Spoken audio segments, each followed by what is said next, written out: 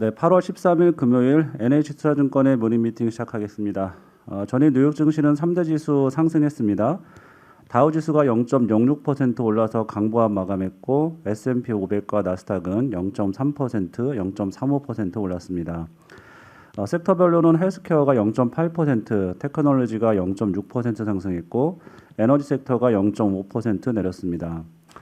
애플을 중심으로 대형 기술주가 상승한 가운데 마이크론 주가는 목표 주가 하향 보고서 영향으로 6.4% 하락했습니다. 7월 생산자 물가 지수는 전년 동월 대비 7.8% 상승해 2010년 지표 산출 이후 가장 높은 수준을 기록했습니다. 주간 신규 실업 청구 건수는 37만 5천 건수로 전주 대비 1만 2천 건 줄었습니다. WTI는 전일보다 0.5% 내려서 배럴당 68.9달러, 미국채 10년물 금리는 1.36%로 마감했습니다. 네, 오늘 저희가 준비한 자료는 주식 전략을 비롯해서 총 16개의 자료가 준비되어 있고요. 먼저 금요일에 미리 보는 주간 투자 전략부터 발표하겠습니다. 김영한, 권하민 연구원입니다. 네, 주간 투자 전략 말씀드리겠습니다. 최근에 미국 증시는 하루하루 등락을 하면서 계속해서 상단을 높여가는 모습들, 아주 완만하게 상단을 높여가는 모습이고요. 반면에 한국 증시 같은 경우는 한 3,200 초중반 정도에서 박스권을 계속해서 하고 있는데, 이 박스권 내에서 조정을 받는 날, 그리고 미국 증시 같은 경우도 상단을 높여가고 있긴 하지만은 하루씩은 중간에 조정을 받거든요. 그런 날마다 어김없이 올라오는 얘기가 매크로 모멘텀의 피크아웃 내지는 기업 실적의 고점 논란 부분들입니다. 그래서 이런 부분은 앞으로 다음 주에도 계속해서 나타날 걸로 예상을 하고 있고요. 미국의 산업 생산과 소매 판매, 그리고 중국에서 산업 생산과 소매 판매가 다음 주에 다 발표가 되는데, 이미 한 4월 이후에 이쪽 지표들은 피크아웃을 하고 있는 상황이고, 이번 달에도 어김없이 지난달보다 조금 낮은 상황들이 계속 나타날 걸로 예상되는 상황이기 때문에, 이런 지표 발표가 지금 여전히 좀 투자자들의 걱정을 계속해서 일으키는 요인이 될 거다라고 생각이 됩니다. 다만 한 가지 좀 주목할 만한 부분은요. 최근에 코스피의 12개월 선행 PER이 11.3배까지 내려왔는데요. 저희가 연초 이후에 한 고점을 기록하고 나서 꾸준히 이제 내려오다가 한 11배 후반에서 12배 정도에서 상당히 좀 안착을 했었어요. 이 부분들이 11배 초반까지 다시 한 차례 내려온 거고요. 이건 무슨 얘기냐면은 박스권을 기록하는 하에서 멀티플이 계속 낮아지고 있다는 얘기는 여전히 기업 실적의 상향 자체는 유지가 되고 있다라는 생각들이 듭니다. 그래서 저희가 생각할 때는 지금 모멘텀을 피크아웃 논란 부분이 증시를 내리누르는 요인이 되고, 이 부분 때문에 박스권이 진행 자체는 되지만, 그리고 그게 아마 다음 주 이렇게 단기적으로 깨지지는 않을 걸로 생각이 되지만은, 시장의 눈높이가 충분히 조정되고 나면은 그때는 오히려 싸졌다라는 부분에 대해서 더 주목을 하게 되지 않을까. 그래서 코스피의 하반 경직성을 점점 높이는 요인으로 작용을 할 거라는 생각은 듭니다. 단기적으로는 박스권 내에서 개별 업종에 주목을 해야 되는 상황이라는 생각이 들고요. 코로나19의 확산이랑 그럼에도 불구하고 계속해서 진행되고 있는 리오프닝, 이 두 가지 분야에 집중할 필요가 있다는 생각입니다. 이어서 환율 코멘트 말씀드리겠습니다. 환율 말씀드리겠습니다. 최근에 달러 지수 견조한 흐름 유지하는 가운데 원화 약세폭이 좀 큰 상황이고요. 원달러 환율은 지금 10개월 만에 1,160원대 종가로 마감을 했습니다. 최근에 보시게 되면 그 글로벌 경기 모멘텀에서 시티 경기 서프라이즈 지수라고 해서 미국 같은 경우가 이제 금리 호조, 경제 지표 호조 나오면서 금리가 좀 오른 반면에 유럽이 아직 지표 개선세가 좀 더뎌서 이제 둘의 미국과 독일의 실질 금리 차가 좀 확대된 상황이고요. 시티 경기 서프라이즈 지수 역시 유럽이 조금 더 빨리 내려오고 있습니다. 그래서 연준 위원들의 외파적인 발언이 이어지는 것도 이제 테이퍼링에 대한 경계감을 자극하고 있기 때문에 단기적으로는 달러 지수의 강보합 흐름이 이어질 수가 있겠습니다. 다만 유럽 같은 경우 지금 당장 눈에 보이는 뚜렷한 강세 재료는 없습니다만 오히려 9월 말 독일 총선 전후로 확장 재정에 대한 기대감이 확산될 것으로 전망합니다. 3분기의 그 글로벌 IB들의 컨센서스를 보시게 되면 미국 같은 경우는 3분기 GDP 성장률 컨센서스가 0.1%포인트 하락을 했는데요. 유럽은 오히려 0.2%포인트 올라온 상황입니다. 사실 지금의 유로화 레벨이 지난 3, 4월 말 그러니까 유럽이 이제 백신을 많이 못 맞아서 굉장히 부진하던 그런 모멘텀 당시의 레벨과 유사하다라는 점을 고려했을 때는 사실 지금 영국이랑 유럽 주요국은 백신 접종 상위국이거든요. 그래서 현 레벨에서 유로화가 추가적으로 더 많이 약세로 갈 룸은 크지 않다라고 보고 있습니다. 지금 이 자료 9페이지에서 보시면 결국 원달러 환율의 흐름을 말씀을 드릴 텐데 최근에 결국 한국의 신규 확진자 수와 궤를 같이 하고 있습니다. 저희는 사회적 거리두기 연장으로 확진자 수가 좀 잡힐 걸로 기대를 했었는데 오히려 지금 2,000명대로 거의 사상 최고치를 기록을 하고 있는데요. 사실 그 당국 개입에 대한 경계감이 원달러 환율의 추가 상승 속도는 좀 제한할 수 있습니다. 이미 기술적인 저항선 1,158원 상태는 이제 올라온 상황이기 때문에 사실 지금보다 더 위로 갈 수 있는 레벨은 오버슈팅이다라고 저희는 보고 있고요.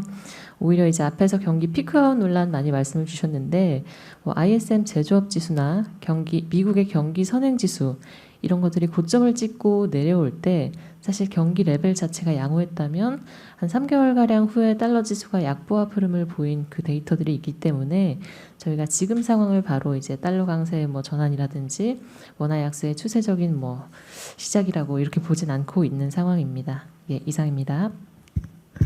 네, 그 코스피 관련해서는 최근에 이제 반도체 가격 우려 그리고 관련해서 삼성전자, 하이닉스 주가 조정, 또 오늘 마이크론 주가 하락까지 좀 있었는데 우리 코스피 지수의 영향이 좀 어떨지 간단히 좀 말씀 부탁드립니다.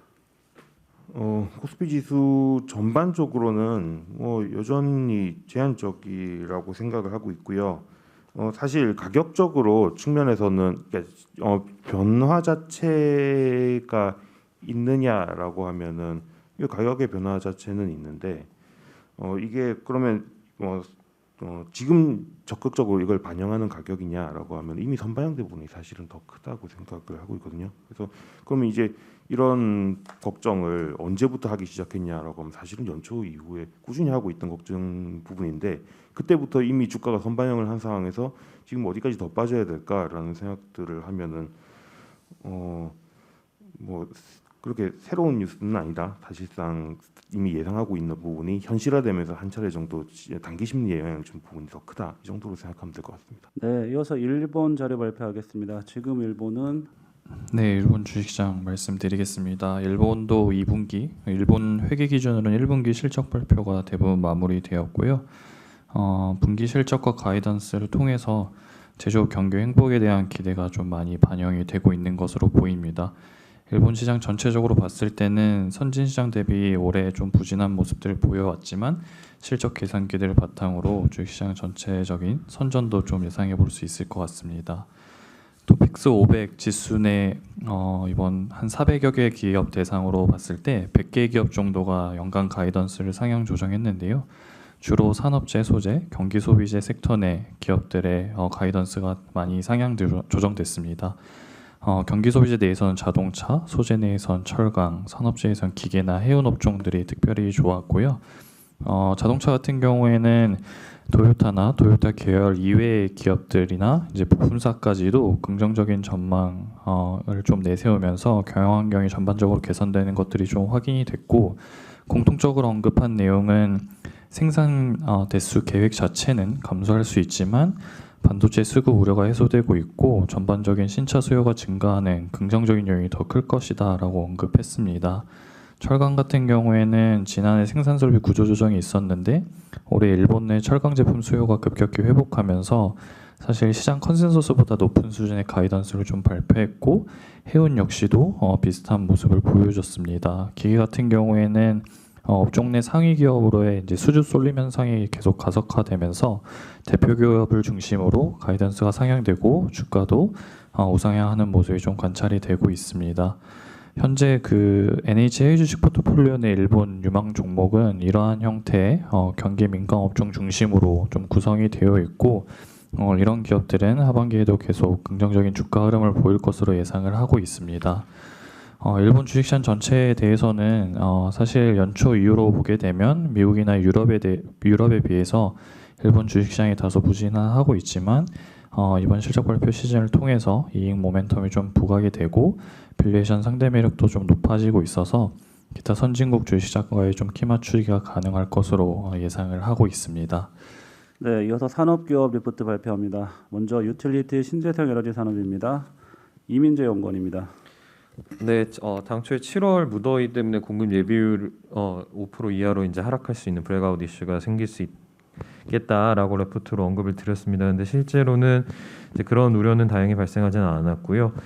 7월 27일 날 이제 최대 전력이 발생했음에도 불구하고 공급 예비율은 10.5%였습니다. 근데 이렇게 된 이유는 크게 세 가지 정도라고 보면 될 것 같습니다. 일단 신고리 4호기, 월성 3호기, 신월성 1호기 등 이제 3.1기가 정도 되는 규모의 원자력 발전이 정비를 중간에 마치고 조기 가동했던 게 가장 컸고요. 그다음에 태양광의 피크 시간대 기여도가 좀 높아졌습니다. 14%까지 올라오면서 이러한 영향, 그다음 마지막 공공기관 중심으로 해서 전력 수급 관리가 있었기 때문이라고 보고 있습니다. 근데 만약에 원전의 조기 가동이 없었다면은 예비율은 7%, 예비력은 6.5%로 좀 타이트하게 운영될 가능성이 높았습니다. 이번에 특이점 중에 하나는 이제 태양광의 피크 시간 기여 비중이 높았다라는 거고요. 전체 설비 용량 16기가 중에 80% 정도가 기여를 한 걸로 보입니다. 근데 이제 문제는 2030년에 35기가까지 태양광이 확대될 경우에 피크 시간에 이제 이동이 좀 극명하게 나타날 것 같고요. 이게 실제로 작년에 제가 이제 썼던 자료에 캘리포니아 사례에서 이런 것들이 나타나고 그렇게 되면은 결국 더 커브 발생 가능성이 굉장히 높아지기 때문에 이런 변화들에 대한 좀 준비가 필요하다라고 보고 있습니다. 사실 원전 조기 가동 때문에 이 공급 예비율 이슈가 발생하지 않았다라는 거는 결국 정치적으로는 일정 부분 에너지 정책에 대한 공방이 있을 거다라고 좀 볼 수 있을 것 같습니다. 기본적으로 탈원전 탈석탄이 동시에 진행되는데 재생에너지에 대한 속도감 있는 숫자가 진행되지 못하고 있기 때문에 이런 정책적 지원에 대한 정책적인 부분에 대한 어떤 공방들이 충분히 있을 거라고 보고 있고요. 2025년부터는 이제 기저발전 설비 용량도 줄어들기 때문에 이런 예비율에 대한 이슈들은 좀 더 부각될 가능성이 높다라고 보고 있습니다. 이어서 휴대폰 IT 부품 산업입니다. 이규화 연구원. 네, 중국 7월 스마트폰 출하량이 3월 이후 4개월 만에 전년비 증가세를 달성을 했습니다. 전월 대비로도 6월 이어서 2개월 연속 이제 증가세를 기록을 했고요. 그 본격적인 출하 확대는 지금 신제품 사이클이 8월, 9월 이제 하반기에 계속 중국권 쪽에서 있을 거기 때문에 계속 그 회복세가 나올 거라고 보고 있고요. 관련해서는 이제 MLCC, PI 소재 등 범용성 IT 부품 납품한 업체들의 수혜가 좀 기대가 됩니다. 그 중국 스마트폰 출하량 사실 상반기 예상보다 좀 부진했습니다. 주된 이유는 반도체 공급 부족 영향이 있었고, 그다음에 자국이랑 글로벌 시장에서 코로나19가 좀 재확산되면서 수요가 부진했기 때문인데요. 그 6월부터 조금씩 이제 회복세를 보이고 있었고요. 근데 7월에는 전년 대비해서 이제 30% 정도 확대되는 모습을 보였기 때문에 8월 이후에 이제 신제품이 아까 말씀드린 대로 샤오미나 오포, 비보 같은 업체들이 계속해서 출시될 거라는 점 감안하면 하반기에 계속 확대가 되는 과정으로 좀 보고 있습니다. 관련해서는 삼성전기랑 PI 첨단 소재가 중국 비중이 높기 때문에 수혜가 있을 거로 예상하고 있습니다. 이상입니다. 네, 이어서 삼성화재하고 DB손해보험 목표 주가 상향 리포트입니다. 정준섭 연구원입니다. 예, 삼성화재 DB손보 말씀드리겠습니다.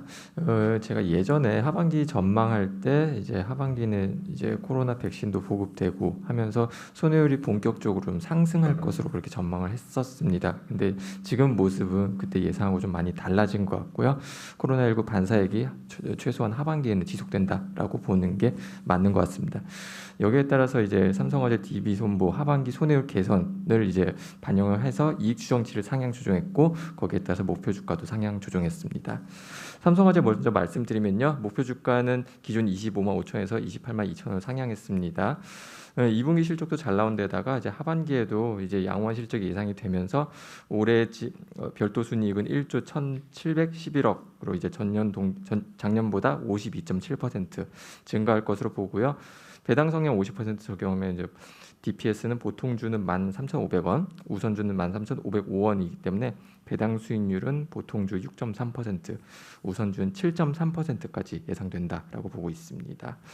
물론 이제 코로나 반사액은 이제 시한부 효과이고요. 또 지금 손해율이 너무 좋기 때문에 이제 요율 관련해서 이제 회사 측의 이제 대응력을 약화시킨다. 그러니까 보험료를 많이 올려야 될 때 조금밖에 못 올린다던가 아니면 뭐 경우에 따라서는 보험료를 내려야 된다던가 그런 가능성도 존재는 한다라고 보고 있습니다. 하지만 뭐 지금의 밸류에이션이나 배당 매력이 지금은 더 주목받을 그럴 때라고 생각을 합니다. 2분기 순이익은 3,126억 기록했습니다. 시장 컨센서스를 상회했고요. 자동차 보험 손해율이 이제 정말 78.2%로 매우 양호한 수준 기록했고 일반 보험도 적극적인 출제로 인해서 손해율이 극적으로 낮아졌습니다. 다음은 DB손해보험입니다. 이제 목표 주가를 기준 62,000원에서 76,000원 상향 조정했습니다. 2분기 순이익은 2,354억 원, 이제 삼성화재 마찬가지로 컨센서스를 상회하는 양호한 실적을 기록했고요. 특히 이제 이번 2분기 실적에는 DB손보의 이제 기존 강점인 이제 안정적인 손해율 관리 그리고 사업비 관리 능력이 더욱 돋보이는 그런 실적이었다라고 보고 있습니다. 일반 보험은 이제 쿠팡 화재에도 불구하고 손해율 59.6%로 매우 안정적인 모습을 보였고요. 자동차 보험도 이제 손해율 76.2%. 뭐 이거는 최근 몇 년 동안 가장 낮은 손해율이었던 것 같습니다. 거기다가 사업비도 이제 신계약 증가에도 불구하고 이제 사업 비율도 개선시키면서 안에 이제 잘 관리되는 그런 모습을 보였습니다. 이상입니다. 네, 이어서 컴투스 펄어비스 게임빌 같이 발표합니다. 안재민 연구원입니다. 네, 펄어비스 먼저 말씀드리겠습니다. 투자 의견 바이는 유지하는데 목표 주가는 10만 원에서 9만 원으로 하향합니다. 회사가 최근에 이제 붉은 사막 출시를 올해에서 내년도로 조금 미루면서 이 부분들을 반영을 했기 때문입니다. 하지만 여전히 신작에 대한 기대감들은 있고, 연내 이제 검은 사막 모바일 중국 서비스가 출시가 될 거기 때문에 관련된 모멘텀은 지속되지 않을까 싶습니다. 최근에 이제 중국발 규제 우려가 좀 있었는데요. 그럼에도 불구하고 검은 사막 모바일 자체는 MMORPG 장르이기 때문에 현재 상황에서는 청소년들 규제나 이런 부분들에 있어서는 영향이 그렇게 크지는 않다라고 저희는 보고 있고요. 이 검은 사막 모바일이 4년 동안 서비스를 하면서 컨텐츠가 많이 누적이 돼 있기 때문에 중국 유저들의 취향을 또 맞출 수 있지 않을까 싶습니다. 8월 25일 날 게임쇼, 독일에서 이제 게임쇼, 게임스컴이라는 것들이 열리는데요. 여기에 이제 신작들 관련된 동영상도 공개될 것이어서, 모멘텀은 다시 살아날 수 있을 거다라고 보고 있습니다. 다만 2분기 실적은 좀 적자를 기록을 했는데요. 일회성도 있었지만 기존의 이제 검은 사막 게임들이 조금씩 하락세를 보이고 있는 부분들이 좀 단점으로 작용을 했습니다. 그 펄어비스 그 검은 사막 모바일 중국 서비스 출시 가능할 것 같다라고 말씀하셨는데 최근에 중국 쪽에서 들리는 얘기로는 텐센트 쪽에 좀 정부 규제가 좀 세지고 있다 이런 얘기 좀 들더라고요. 특히나 이번에 좀 크래프톤 상장하면서 그 중국 쪽에 우회 서비스한 걸 갖다 이제 중국 공산당이 견제해가지고 텐센트 쪽에 좀 되게 안 좋다라는 이런 좀 약간 루머들이 있는 것 같던데 관련해서 좀 그런 규제 이슈에 대해서 좀 우려감은 없는지 의견 좀 부탁드릴게요. 저희 지난주에 리포트 작성해서 관련 내용들 발표 드렸고요. 방금도 발표 중에 말씀드렸지만, 그 중국 관련된 규제 자체는 지금 텐센트의 이제 청소년 관련된 셧다운 제도 규제에 지금 한해서 국한되어 있습니다. 물론 이 규제가 좀 심해질 가능성도 전혀 배제하지 못하지만 그건 어디까지나 가정이기 때문에 아직 규제가 나온 부분들도 아니고요. 그래서 지금은 청소년들 상대로 시간 제한, 그러니까 셧다운 제도라고 해서 하루에 1시간 플레이, 원래는 1시간 반 플레이 할 수 있는 거 1시간으로 줄였고 이런 것들을 이제 왕자영료라는 게임을 시작으로 이제 적용을 할 예정이 있습니다. 근데 MMORPG 장르는 이제 저희가 유저층들이 기본적으로 30, 40대들이 많아요. 돈 쓰는 유저들도 보시면. 그래서 이 청소년 규제와 관련해서는 크게 영향을 미칠 부분은 없다라고 보고 있고요. 다만 이제 향후에 말씀드렸던 대로 이 규제가 확대가 될 경우에는 우려가 될 수는 있지만 지금으로서는 전혀 확대 움직임은 없기 때문에 그리고 텐센트 플랫폼에 대한 규제, 알리바바에 대한 규제는 당장 이 게임 하나에만 국한되지는 않을 것 같아서 큰 영향은 없을 것 같습니다. 컴투스 말씀드리겠습니다. 컴투스는 홀드 의견 저희 유지하고요. 목표 주가도 13만 원에서 12만 원으로 하향 조정했습니다. 저희가 이제 한 달 전쯤에 리포트 쓸 때도 서머너즈와 100년 전쟁이 기대보다 좀 성과가 부진하다라는 이야기를 좀 드렸었는데 이 부분들 때문에 또 하반기 이후에 실적 둔화 가능성들이 있어서 목표 주가를 추가적으로 더 하향했습니다. 지금 라인업이 일단 올해 하반기에 없고요. 내년도 초에 서머너즈와 크로니클, 뭐 워킹 데드, 월드 오브 제노니아 이렇게 해서 내년도 라인업들이 있긴 한데 서머너즈와 크로니클을 제외하면은 또 2개 게임은 하반기이고요. 또 워낙 이제 지금 한 6, 7년 동안 계속 성과를 거두지 못해서 그 부분들에 대한 우려는 여전히 있다라는 부분들 말씀드리겠습니다. 마지막으로 게임빌 말씀드리면 게임빌은 사실은 컴투스의 모회사로서 컴투스의 주가 변동에 따라서 많이 영향을 미칩니다. 그래서 관련해서 이제 컴투스 주가 하락 부분들을 반영해서 목표 주가는 하향 조정했고요. 다만 이제 게임 사업 관련해서 최근에 이 회사가 좀 전략을 바꾼 부분들은 좀 가벼운 게임류들을 다작으로 특히 이제 좀 중소형 게임 업체들을 컨택해서 이 게임들을 글로벌에 내놓는 전략들을 최근에 취하고 있습니다. 최근에 로엠이라는 게임과 아르카나 택틱스라는 게임이 이 회사 수준에서는 나쁘지 않은 성과를 기록을 했는데 그런 부분들은 조금 주목은 해볼 필요는 있습니다. 하지만 아직 실적이나 이런 부분들에 있어서는 여전히 좀 성장성이나 이런 것들이 좀 돋보이지 못해서 적자도 계속 기록하고 있고요. 홀드 의견 유지하도록 하겠습니다. 이상입니다. 네, 안영권님 지금 최근에 게임 업종 내에서 보면 뭐 실적이나 주가가 좀 차별하다고 나오고 있고 한데 업종 내에서 선호도 간단하게 한번 정리해 주시면 좋을 것 같습니다. 네, 2분기 실적들이 거의 이제 마무리가 됐는데 실적들이 좀 부진했어요. 이게 대부분 신작들이 별로 없었고 1분기가 성수기고 2분기가 비수기다 보니까 이런 부분들이 좀 발생을 했고요.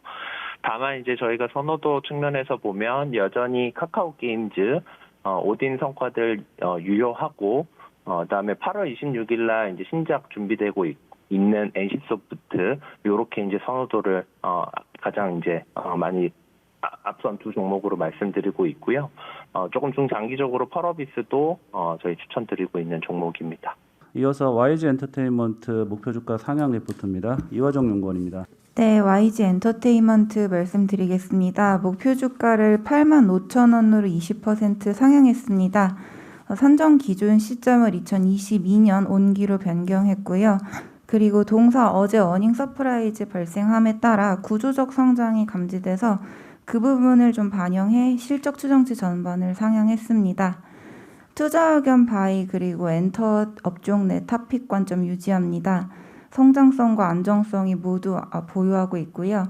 일단 성장성 측면은 오프라인 콘서트 재개 그리고 팬덤 사업 관련해서 위버스 협업으로 확장되고 있는 부분이 업사이드로 다가올 수 있을 거다라고 보고 있고 그리고 안정성 같은 경우에는 2분기 실적에서 확인하셨듯 자회사의 하이브 음원 유통 독점 계약으로 분기 실적 체력이 상당히 강화됐습니다. 향후에 신인 걸그룹 데뷔를 통한 라인업 확장이나 일본 콘서트가 가능해지는 시점에서 컴백이 유효해 보이는 빅뱅 역시 남아있는 업사이드라고 보실 수 있겠습니다. 그럼 어제 나온 2분기 실적에 대해서 좀 짧게 말씀드리면 연결 기준 매출은 837억 원, 영업이익은 105억 원으로 컨센서스 40억 원을 크게 상회하는 어닝 서프라이즈 기록했습니다. 좋았던 점은 본사 자회사 둘 다 어제 서프라이즈가 나왔다는 점이고요. 본사 같은 경우에는 사실 활동이 없었습니다. 그럼에도 불구하고 구보 기반의 디지털 매출 호조가 두드러졌고요. 특히 이거는 주요 라인업인 블랙핑크나 트레저 등의 팬덤이 규모가 확대되면서 매출 체력이 강화됐다는 것을 방증한다라고 보고 있습니다. 하반기에는 3분기 리사 솔로, 4분기 단체 정규 발매가 예정되어 있는 만큼 2분기에 보신 것보다 더 큰 영업이익 기대 가능합니다. 자회사 같은 경우에는 어제 YG 플러스가 연결 기준 46억 원의 이제 영업이익을 발표했는데요. 이 부분 역시 하이브 음반 음원 유통 효과가 주요 요인이며 음반 음원 유통으로 인한 영업이익 효과는 30억 원 정도로 이제 보고 있습니다. 매출이 150억 원 늘어났고 거기에 대해서 영업이익 30억 원 늘어난 거기 때문에 상당히 고마진의 매출이 붙기 시작했다라는 점 이제 보실 수가 있고요. 이제 2분기까지는 여기도 마찬가지로 BTS 앨범 없었습니다. 3분기에는 BTS 신보가 추가됩니다. 거기에 블랙핑크 5주년 MD가 위버스샵에 입점을 했는데 해당 MD들 YG 플러스에서 기획 제작한 점을 보시면 3분기에는 아마 이번 2분기에 본 것보다 훨씬 더 큰 실적 보실 수 있을 거다라고 기대하고 있습니다. 그래서 이런 점에 플러스로 이제 위버스샵 입점한 이후에 보여주고 있는 가입자 수 성장세 그리고 위버스샵 입점 속도도 예상대로 인라인하게 가고 있기 때문에 어제도 주가 많이 올랐지만 지속적으로 보실만하다라고 생각하고 있습니다. 네, 토픽 관점 유지하겠습니다. 이상입니다. 하이브 음원 유통 어떻게 보면은 굉장히 큰 뉴스여서 시장에서도 어제 반응 많이 한 것 같은데 이게 아무래도 말씀하신 것처럼 일회성이 아니라고 말씀을 해주셨는데 향후 이익 기여도 증대 기대감 어느 정도 예상하시는지 올해 말까지 해서 코멘트 부탁드리겠습니다. 네, 일단 잠깐 자회사 쪽에서 말씀드렸다시피 2분기에 나온 영업이익을 좀 브레이크다운해서 말씀드려보자면 YG 플러스 기준으로 46억 원 중에 약 30억 원 정도가 그 이번 하이브 음반 음원 유통 효과로 인해서 나온 영업이익이었고 나머지는 원래 YG 플러스가 진행하던 사업 때문에 나온 영업이익이라고 보시면 됩니다. 근데 이게 저희 2분기 하이브 음반 음원 판매량이 337만 장이었습니다. 그리고 이번 방탄소년단의 8월 발매한 신보 판매량은 이미 300만 장을 넘어가고 있는 상황이고요. 신보 구보 합쳐서요. 이렇게 된 상황에서 그러면 3분기 음원 유통에 대한 수수료는 당연히 2분기에 봤던 30억 원을 상회할 가능성이 상당히 높다라고 하는 점을 조금 주목해 보실 만하고 여기에 플러스 알파가 될 수 있는 점은 잠깐 말씀드렸다시피 위버스샵 MD 관련된 수수료가 들어온다는 점입니다. 다만 이 부분에 대한 회계 처리는 아직 저희가 이제 본 바가 없기 때문에 정확하게 말씀드리기는 어렵지만 적어도 음원 판매의 증분만 보셔도 아마 3분기에는 적어도 60억 가까이 영업이익까지도 기대할 수 있을 거라고 보고 있고요. 그래서 연간으로 봤을 때 YG 플러스의 영업이익은 약 200억 원대에 달할 것으로 보고 있고 이 부분은 당사의 YG 엔터테인먼트 영업이익 추정치에 약 100억 원 정도의 증분을 줬습니다. 네, 참고하시면 될 것 같습니다. 네, 이어서 주 LG 리포트입니다. 김동현 연구원입니다. 예, LG 바이투자 의견 16만 4천 원 목표 주가 유지합니다. 2분기 실적은 큰 이슈는 없었고요. LG 화학이 워낙에 일회성 포함해서 실적이 잘 나왔기 때문에 이 효과가 컸고 LG CNS 고성장세 유지했고요. SNI 코퍼레이션은 그럭그럭 조금 성장하는 모습이었습니다.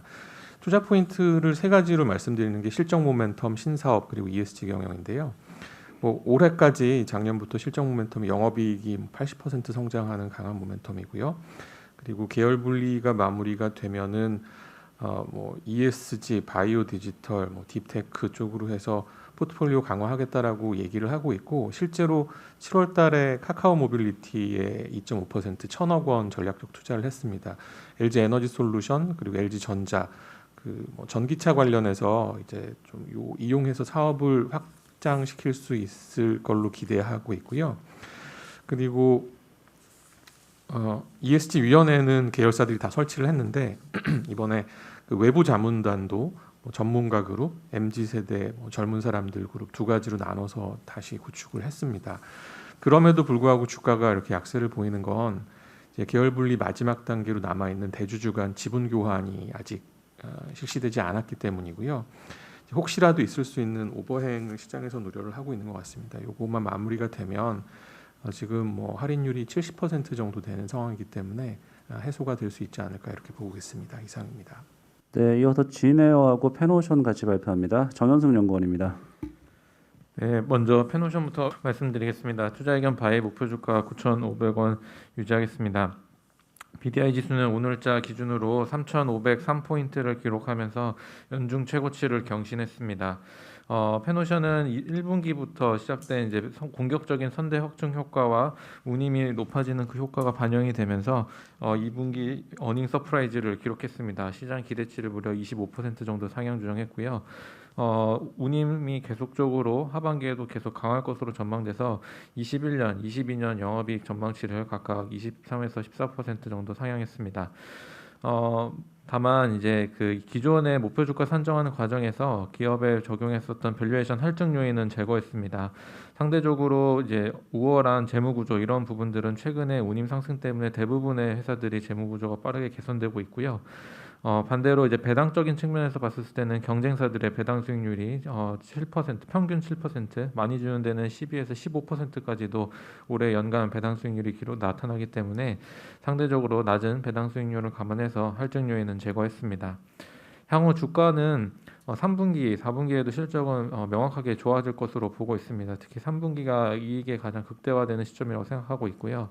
반면에 이제 밸류에이션 측면에서 고민이 되는 부분들은 최근에 철광석 가격 하락입니다. 단기적으로는 철광석 가격 하락은 오히려 물동량을 확대시키는 요인으로 작용할 수 있고 오히려 이런 부분들이 최근에 BDI 강세로 작용하고 있는데요. 장기적으로 봤을 때는 철광석 가격이 계속 하락하면 물동량이 위축될 수 있기 때문에 장기 밸류에이션은 상단을 좀 억제하는 그런 요인으로 작용할 수 있습니다. 그래서 조금 더 중장기 밸류에이션 확대가 되기 위해서는 철광석 가격 반등이 필요하다. 이런 부분들을 점검해 볼 필요가 있다라고 생각하고 있습니다. 페노션 철광석 가격 반등 부분을 아예 제외하고 고운임 영향만으로 봤을 때 3분기, 4분기까지 해서 저희 목표 주가 그대로 유지할 수 있는지 코멘트 부탁드리겠습니다. 일단 실적적인 측면에서 봤었을 때 하반기까지 그렇게 부담이 전혀 없는 상황이고 오히려 이런 산업재 기업들의 레버리지 효과를 감안했을 때 기대치를 더 상회하는 실적들이 나올 수 있기 때문에 실적적인 측면에서는 큰 문제가 없다고 보고 있고요. 다만 여전히 장기적인 밸류에이션 측면에서는 철광석이 좀 센티먼트뿐만 아니라 장기적으로 중요한 변수라고 생각하고 있습니다.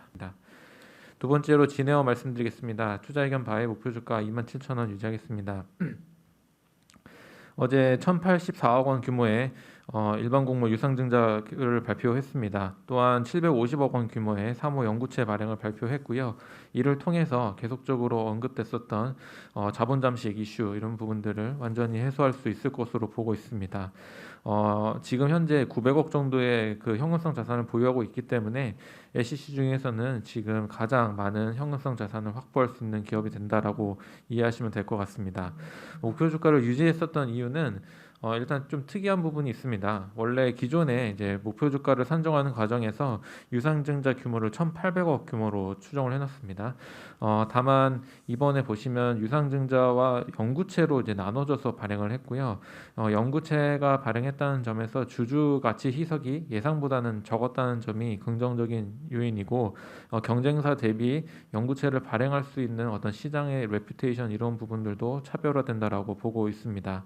다만 이제 델타 변이 확산으로 인해서 수요 회복이 좀 지연되는 부분들을 감안해서 소폭 실적 추정치를 하향했기 때문에 실적 추정 목표 주가 변동은 없습니다.